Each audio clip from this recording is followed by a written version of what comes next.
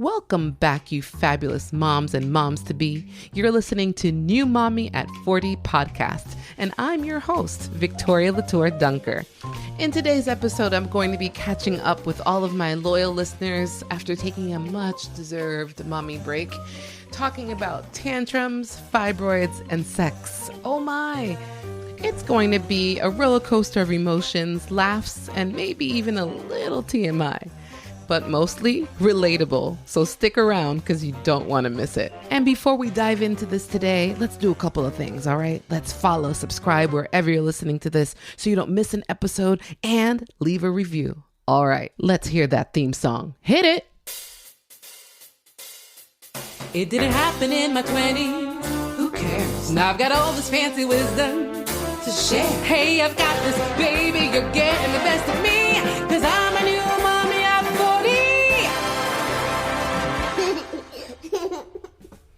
Oh, I have missed you all so much. It feels so weird to hit a Monday and not have a new episode. But I have to tell you, your girl needed some respite, some relax, relate, release time. And it has been blissful. But obviously, today's title is Tantrums, Fibroids, and Sex. Oh my. So with that first one, obviously it hasn't been all blissful, but it's all part of the process, isn't it? Wow, where do I begin? So I had a technology failure of all time recently with my laptop that actually is what prevented me from doing episodes, because it just didn't have any space. You know, these MacBook Airs, no offense, MacBook, I still want to be a sponsor at some point, so holler at me. But I just had no more space and I couldn't download anything. It was just a mess. So it took that for me to go, maybe a break would be good for you to transition from the school year into summertime, first time doing camp, and joyfully with an extra hour of time to do something out of the norm for myself, or not really out of the norm for myself, but just do something. Because Cree, our daughter went from 5 days a week, 3 hours, to summer camp was 5 days a week with an extra hour. So I didn't know what to do with myself, people. With that extra hour, I was like, oh my goodness, what am I going to do?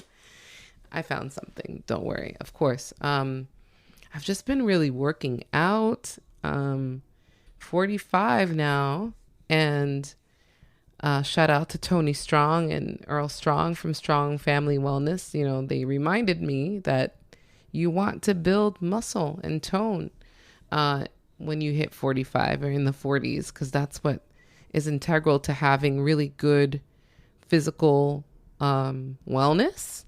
So I've been hitting the gym, and with that extra hour, I haven't had to cut too much out of my planned workout for that day. And I can still take a deep breath, eat something, and, have some time before picking her up, as opposed to before, where I felt like I was scarfing down and working out, and also taking the time to take a break from recording for you all. Really, like I said, that was spearheaded or was initiated with this whole issue with my laptop.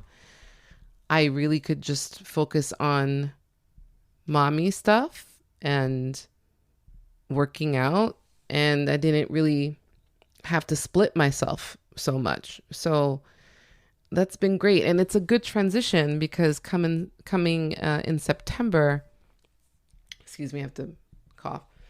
My daughter will be in school a little bit longer, so I'll actually have more time to really dedicate to recording and coming up with episodes and doing all this other stuff that I'd like to bring to you this year. So I guess we can say September will be the official season 3, but I'm really thinking that going forward with all this extra time that I have, I don't know if we'll even do seasons anymore. Maybe it'll be continuous. which also brings me to a little bit of a, it's kind of great and sad at the same time when you realize that your toddler is now a child. She's feels and looks and talks and or I should say speaks like a full-on kid now, which means she'll be in school soon, like full real school. And that comes with ups and downs of emotions because it feels like it's flying by.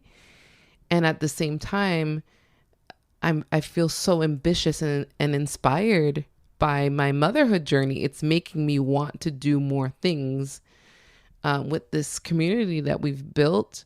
And also where, as a stay-at-home mom, as we spoke about in the last published episodes really, because it was a two-part thing, really wanting to get back into some type of work where I'm generating an income and actually contributing to my household would actually just make me feel really good.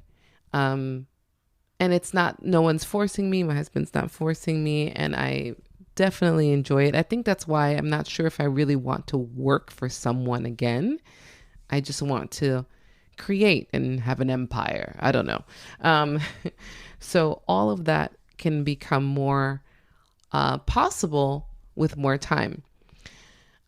What has made this transition a little bit more pleasing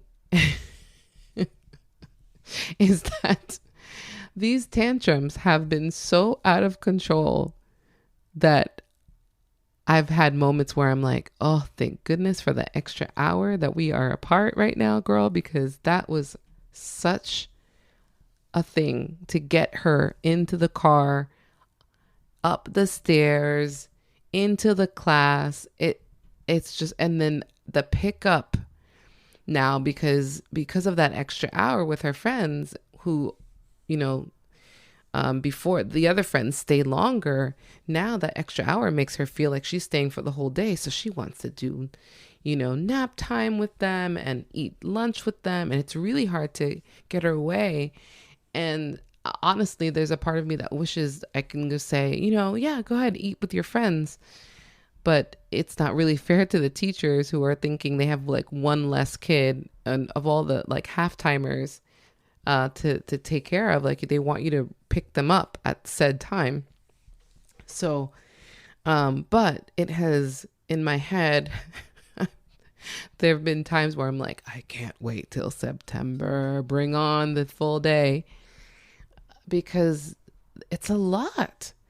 I just don't want to seem like that mom who's forcing their kid into a car and it looks like I'm putting someone in a car against their will. I mean, I totally am, but you know what I mean? Like where someone, thank God, like she looks like me, where I don't think anyone's going to call the cops and ask if I'm abducting a child, because literally the other day, the tantrum that she threw to leave was unlike anything. Like she wouldn't get in the car at all.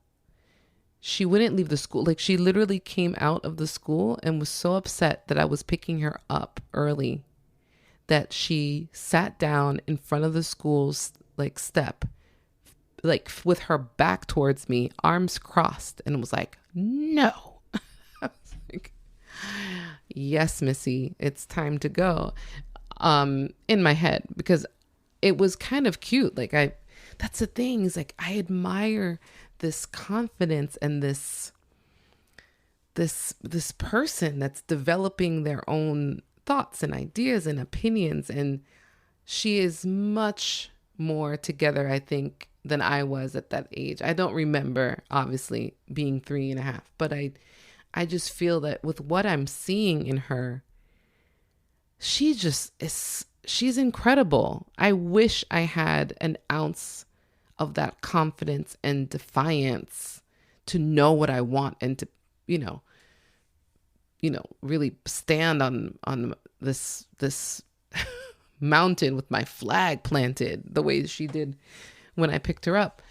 But I at the same time, it's like, we got to go. And it's a battle. It's such a battle because in one sense, you're admiring what you're seeing. And at the same time, it's, I think we overuse sometimes the word trigger, but it does trigger something within me because how I want to react right on the spot.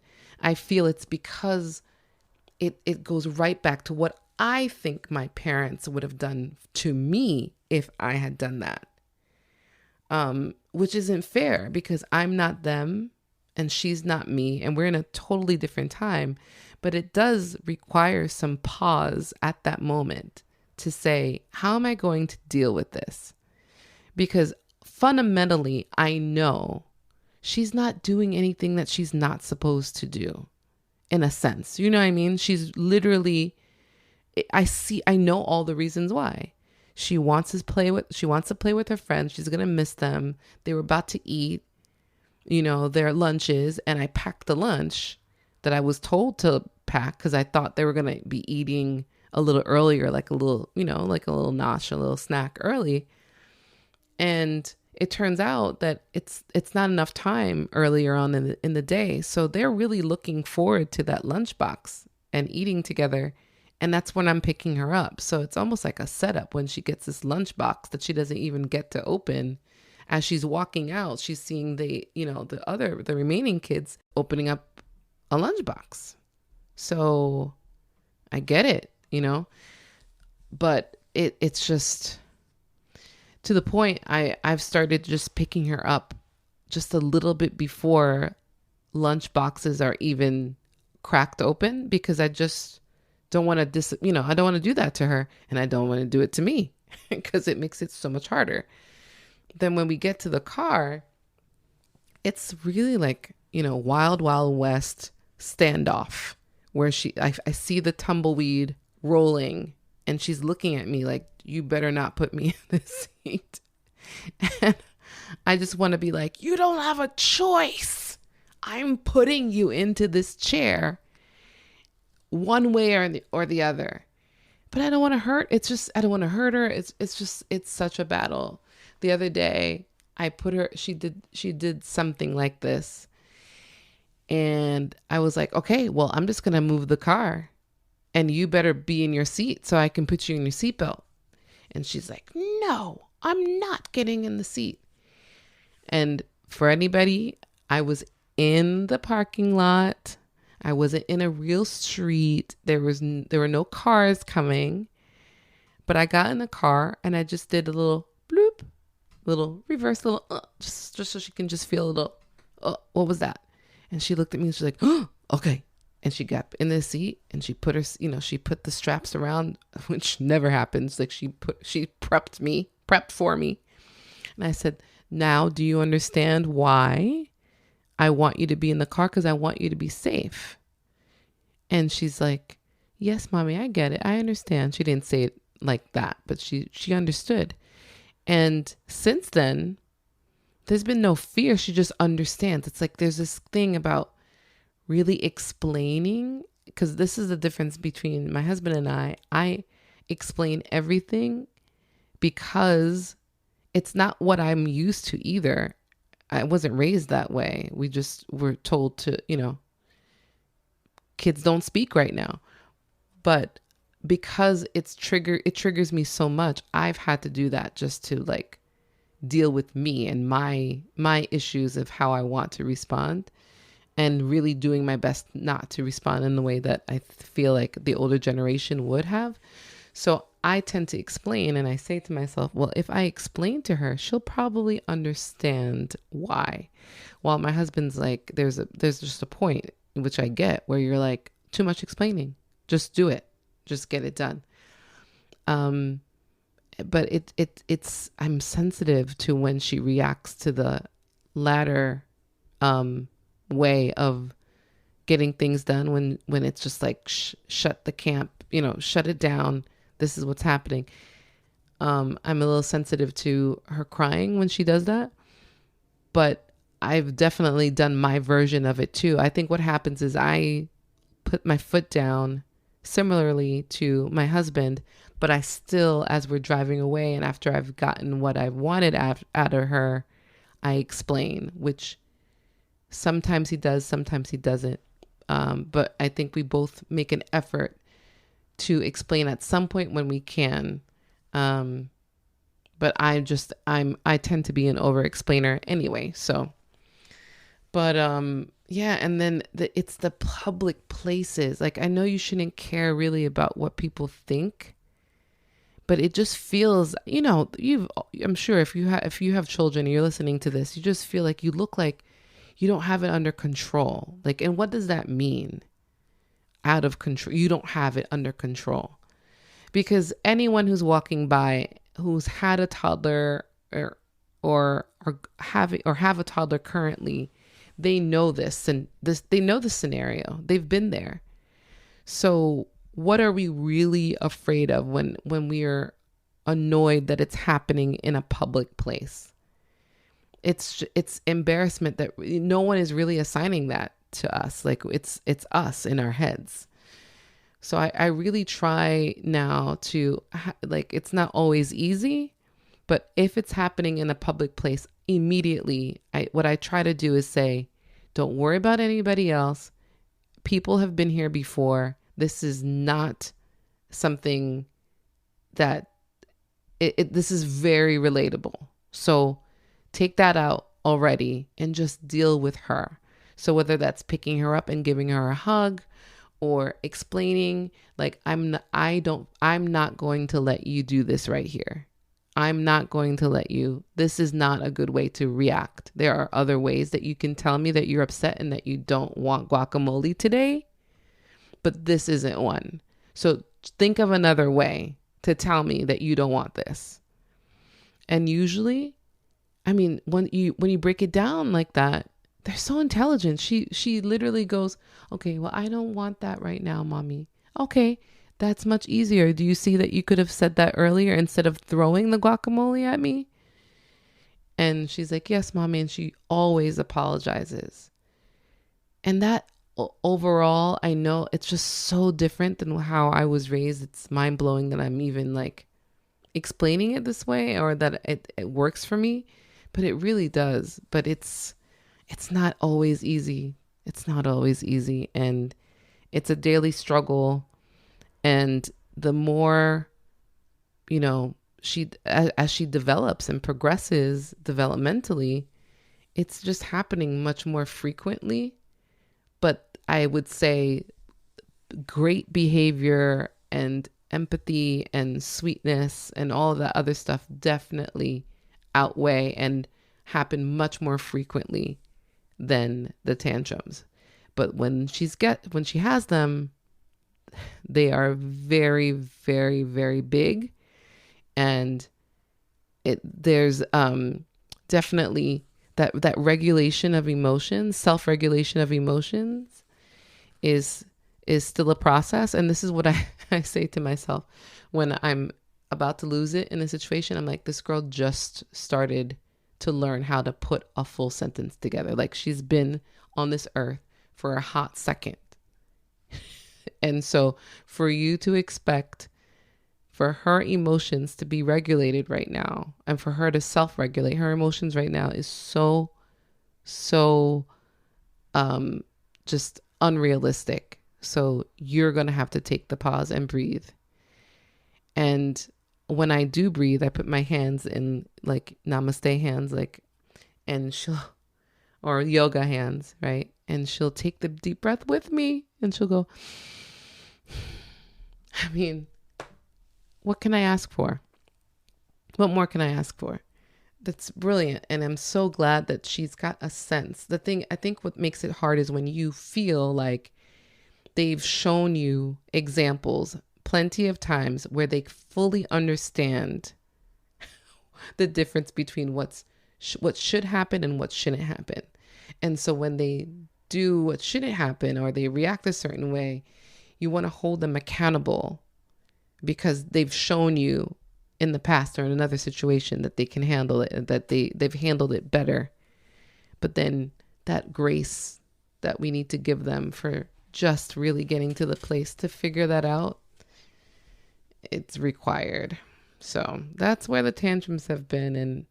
But I'm still looking forward to September. I think it's good for both of us to have that time away from each other and have more to talk about. And, if you follow me on Instagram, I'm so big on debriefing times, like when you go out once a week or every other week, depending on your budget, and you take them out for lunch or something at a restaurant and just say, okay, so how was your day today? What did you learn? How was your week?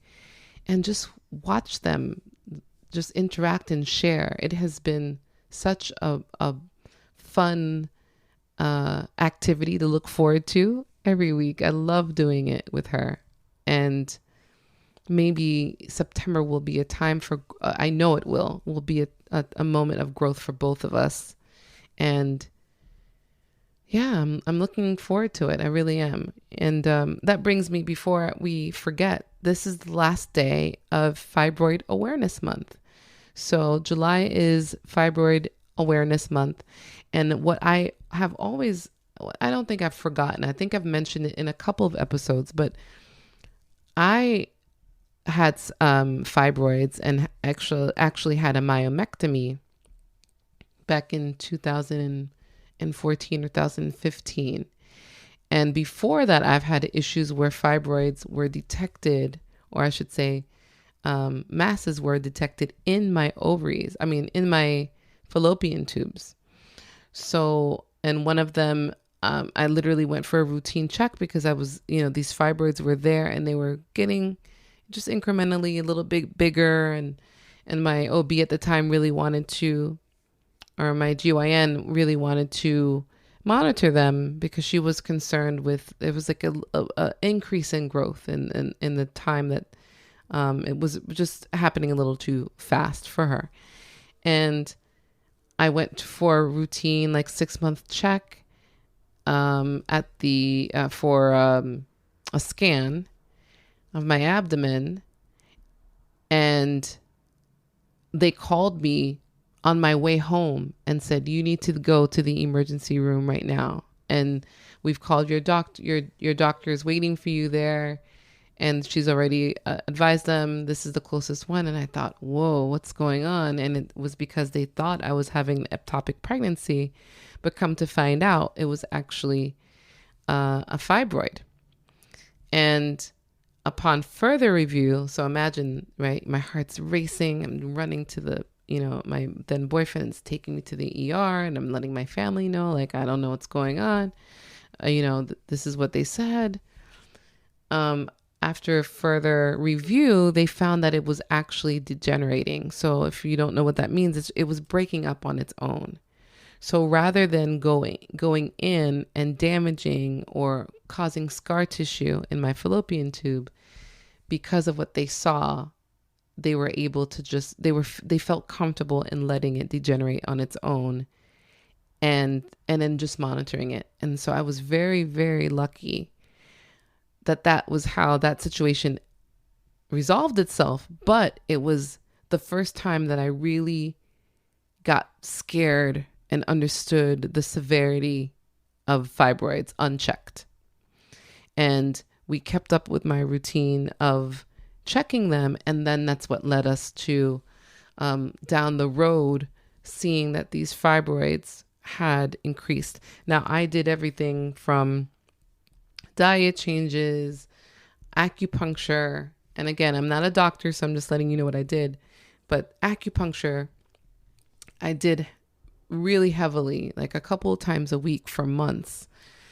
And it's usually out of pocket, but my insurance worked with the provider, or the provider worked with the insurance. However they did it, I didn't have to pay too much out of pocket, and definitely not all at the same time. They worked out a great financial plan for me. And I was able to go multiple times a week for several months. And I feel that it prevented them from growing, and they stayed at the same size as when I first started going to the acupuncturist. And then I moved to California. So this is all when I was living in New York at the time. I moved to California, no longer seeing that practitioner, got kind of wrapped into a lot of things out there and with work, and I didn't pursue acupuncture anymore. And they grew to the point where now it was kind of grapefruit size, like two of them that were really protruding. And I had always had this pooch, like this, no matter how many times, how often I worked out, what I was eating, always had this kind of bloated look that I just couldn't get rid of.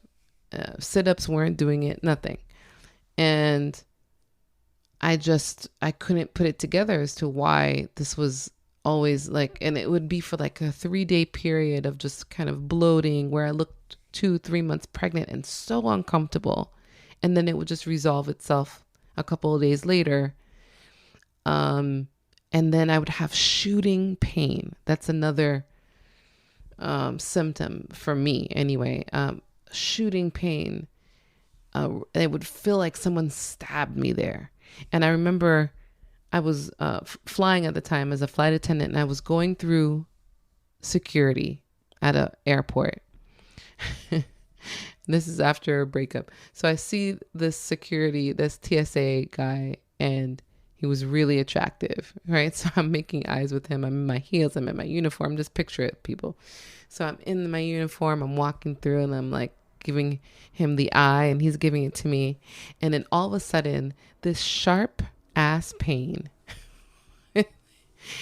like felt like that stabbing in my place. And I was just like, oh, and I doubled over. It literally, if you were watching it from another view, it probably looked like I tripped or something, or like my shoe gave, like my ankle gave away or something, because it was so sudden.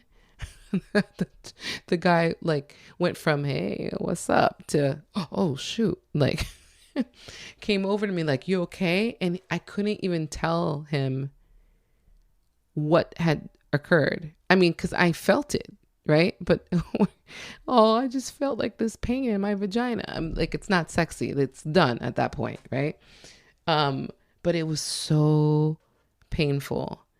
And I found out after going to my GYN that it was where the placement of it just was really causing me pain.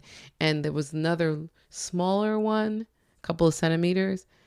Was it centimeter? Yeah, like not more than 1 or 2, that was degenerating and causing pain as well. And that also brings me to sex. Sex can be really uncomfortable when you have fibroids. And I remember a couple of times where I thought it was the size of my partner or the instrument, right? And I was like, I don't think it's supposed to be this painful. It's not supposed to be this painful.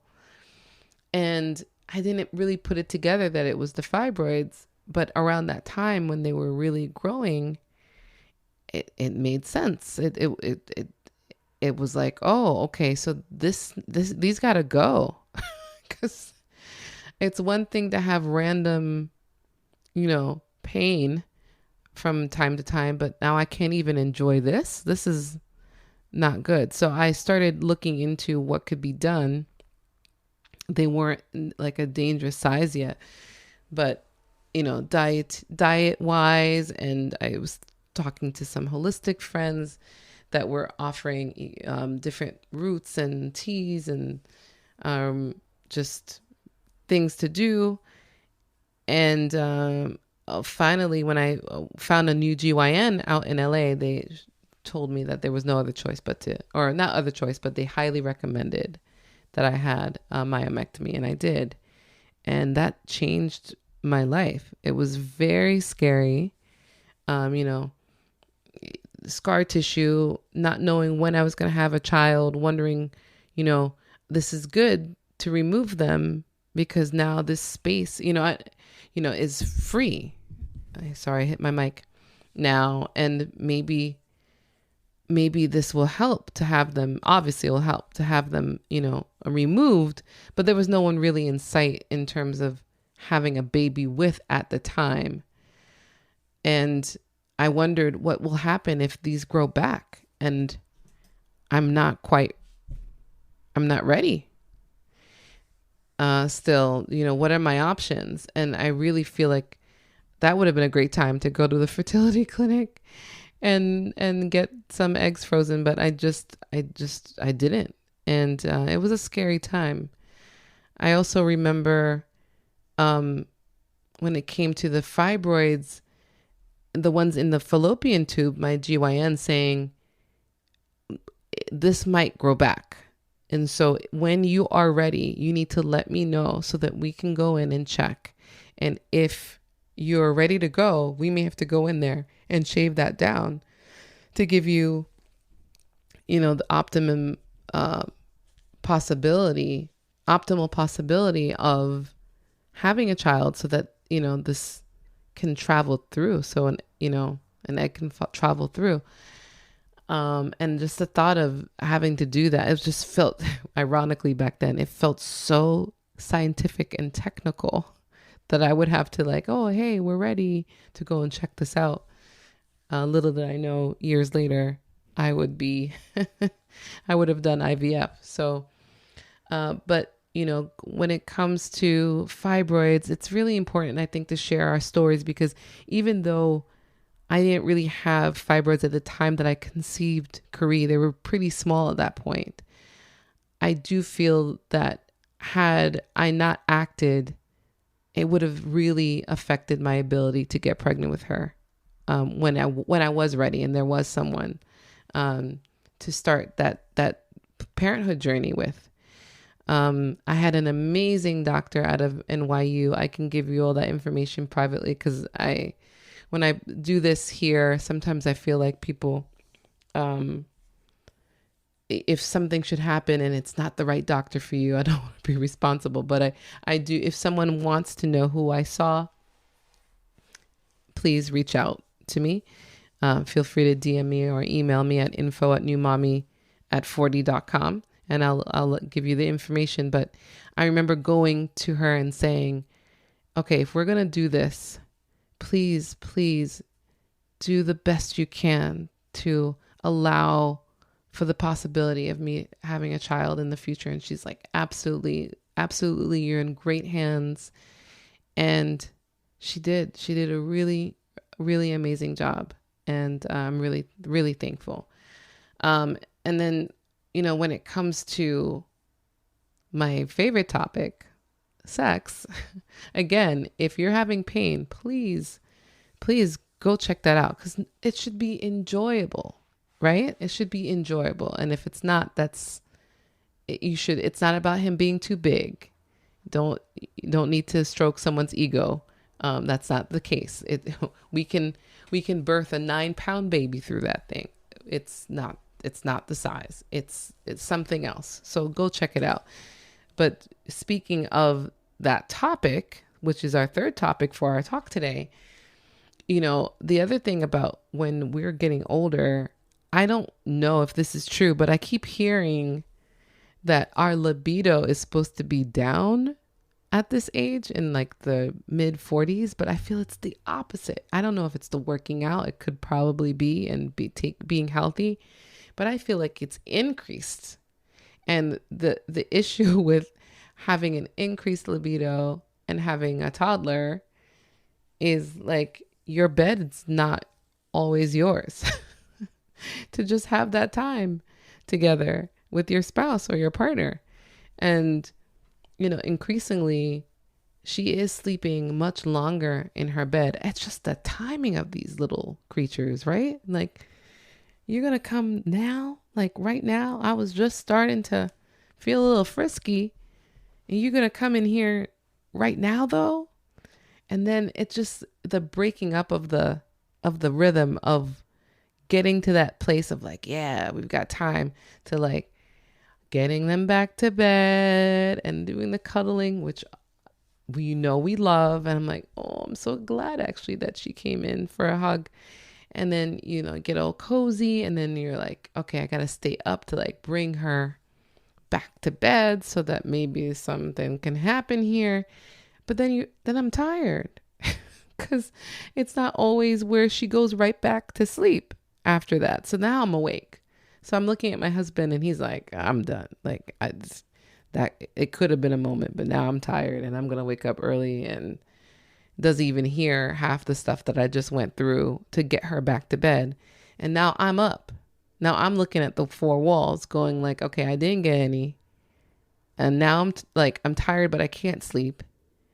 She's probably going to wake up again. And it's just, and plus, even with all the working out, we're a little bit more tired at this stage of life. That sleep is really important anytime, but definitely, definitely middle-aged with a toddler, get your sleep when you can. So it's a struggle. It's a struggle.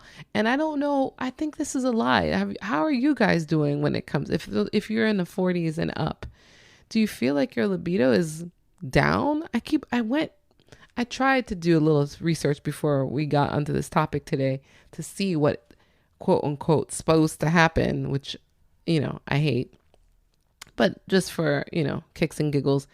And it's like, oh, low libido. I'm like, who wrote this? This is not my reality. I feel like I felt like when I was 20, just spry and ready to go, except I'm battling fatigue, some little aches and pains. Again, could be a combination of aging, could be the working out, and then also our kid. So it feels like it's not aligned. The stars are not aligned right now in that department when it comes to sex. But I was wondering how you guys are doing with that. I'd love for you to tell me, DM me, or and I'll put a post about this topic. But I think the decrease in libido is not it's not as low as people are thinking in this stage of life.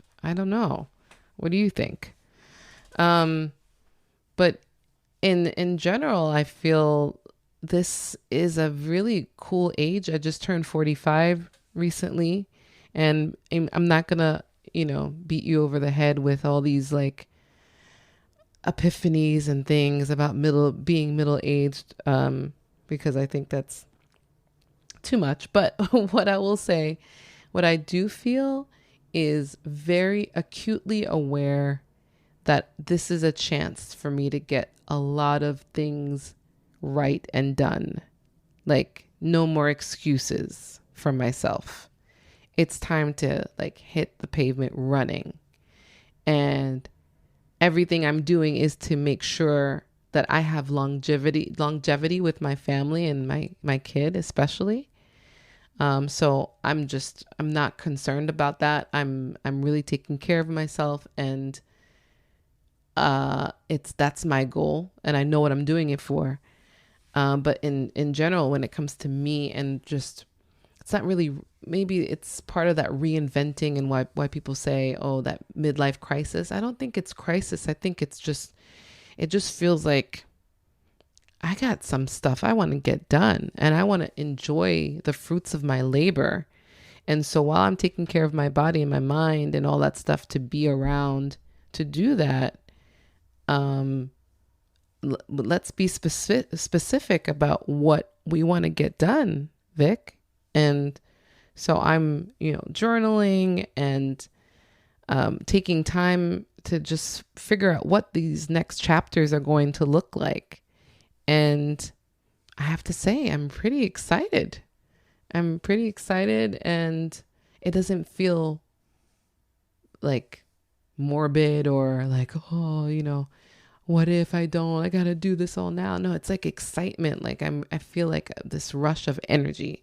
So I hope to inspire anyone who's kind of feeling, not too sure what 45 will bring, or if you're in a rut right now.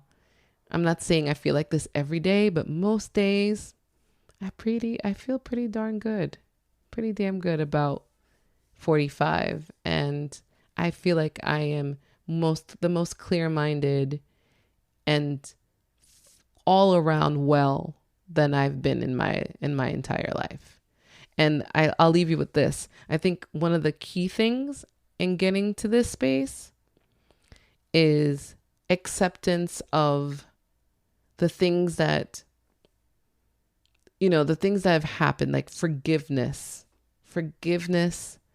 and not really wanting to carry the weight of things gone wrong at all anymore.